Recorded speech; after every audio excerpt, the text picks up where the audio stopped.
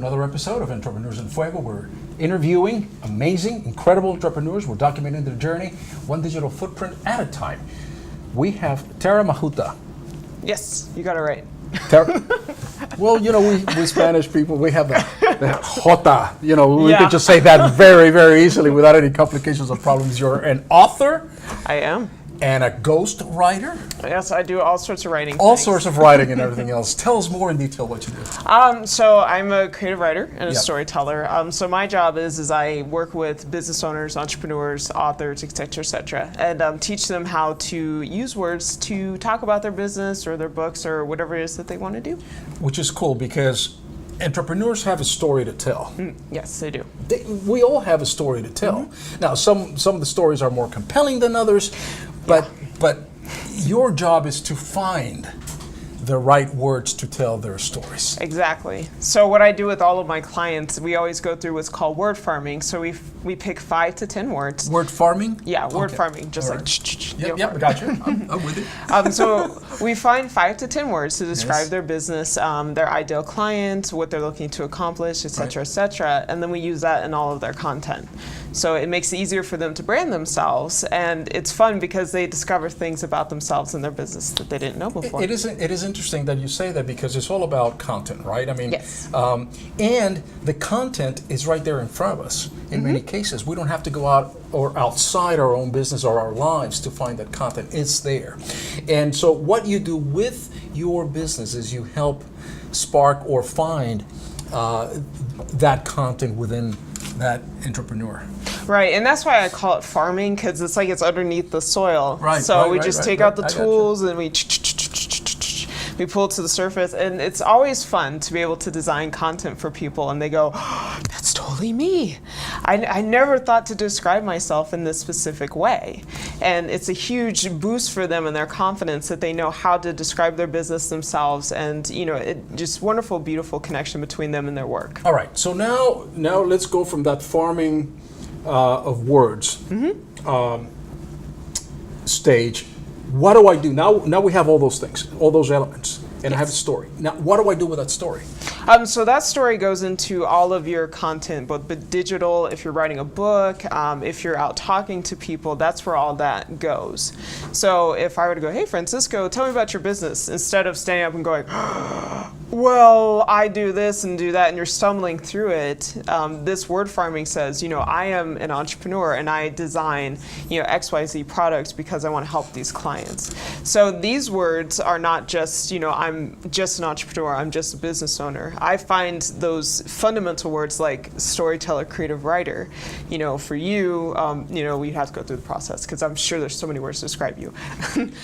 in a world that is reducing words to abbreviations, in a world that is finding more and more economical to use less words, how do you compete with that? And how do you convince an entrepreneur that the use of a word, the use of a story is still compelling? And it will be forever, as far as I am concerned. So have you ever seen the movie Ocean's 11 with Brad Pitt and George Clooney? Yes. So Brad Pitt, his character says a line that is so perfect. He says, don't use 7 words when 4 will do. So I designed the content so that these words are very vibrant, they're dynamic, and their meaning cannot be construed into, taking 28 words or several sentences to describe a concept. Inside of those 5 to 10 words, that is the concept. So whenever we go online and you hit the nail on the head, whenever I meet with people who've already done their own content, it's like, whoa, you have a lot of words here, and they say absolutely nothing about what you want to do. Correct. So we strip all of that away. We find these really solid words that are strong and vibrant, put them in there so that it doesn't take a person forever to describe what they want. They know exactly how to hone in and be direct with their message. If somebody else describes themselves as amazing or use the word amazing, believe me, I'll go into a retirement home and never have this kind of show ever again. There are more words than amazing out there that you could use, and there are in fact a infinite number of adjectives that one can use to describe not only a relationship, but your business, your emotions, etc., other than amazing. And that is my biggest pet peeve in the world with Facebook, man. I mean, please use something else. Yes, mine is passion, because everybody who, especially if you're an entrepreneur or a business owner, you have to have passion. What are you using instead? So what I do is I nail down exactly who you're trying to connect with, and taking those negative words, like let's say you want to connect with people who are frustrated, who feel like they've lost their passion and things like that. You know, it's using words like vibrant, using very colorful words like, you know, being exceptional, you know, being, you know, extraordinary. Things that are fun to say that pop, that, you know, leave that lasting impression. It's funny because a friend of mine, we have what's called a word of the day challenge. Oh, beautiful. What's today's word of the day? So today's word of the day is stragglers, because we felt like as a business owner, sometimes you're just kind of in the abyss, moving around with people, and you're straggling along. Aimlessly, not sure where to go. And I said maybe they should go to Starbucks and get a jolt of caffeine, and then they're not struggling anymore. We can try that. And you know, it's fun because, you know, these are common words that people know and they've heard of at least once. One of the words that people, I would imagine entrepreneurs should use more, and they don't, is intrepid. I like that one. It's such a great word. It is. And fearless or intrepid. I think that that's a very powerful word that entrepreneurs should use more of. If in fact you are intrepid. Exactly. Or I had a client who she just really wanted to use the word conductor in her business. All right. So we found all these different ways to come about, you know, okay, so if you're a conductor, you're doing this, you're guiding, you're walking people through, but you know, you have to move forward. Correct. And so, you know, people will come to me with these brilliant words that they've established. Look what I found in my thesaurus. It's amazing. Like, did you read the definition? No. Okay, that word actually means this. Oh, I don't want to use that. Yeah. Let's find another word. When you put together the story of the entrepreneur, that has to be incredibly rewarding after you read it, and after the entrepreneur reads it and goes, this is me, and this is how I wanted to portray and convey my story. Exactly. These are the appropriate words. No more, no less. That's got to be incredibly rewarding for you.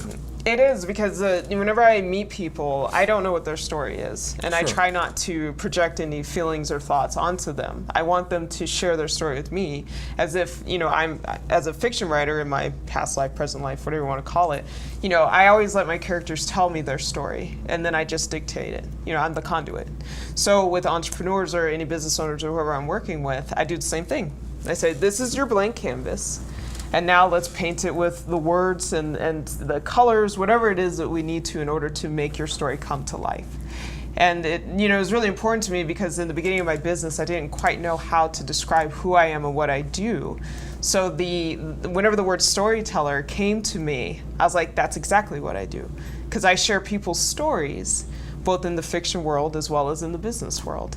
So it is incredibly rewarding whenever these words start to come about and I share them with people and they, you know, throw their thesaurus out the window and go, I would have never thought to come with that, you know.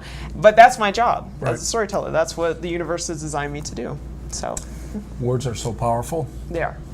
Incredibly powerful. So we have to be very careful how we use them, because they could be a weapon indeed when we put them down on paper. And that's really sad, because on Facebook and social media, because of everything that's going on in our government, people are not being mindful of the words they're using to describe things. And it just makes me really sad, because I'm a wordsmith and I understand what their intentions are, but their words have not supported what they're trying to accomplish. Finish this for me. The pen is mightier than? The sword. What's your favorite word? I have favorite words of the moment. Let's see here. Right now, oh my gosh, that's really hard. It's like trying to pick a favorite child. I'd have to say storyteller, because that is what I'm doing every single day, and it brings me the utmost joy. So that would probably be my word for today. I love it. Storytelling it is. With that, we're out.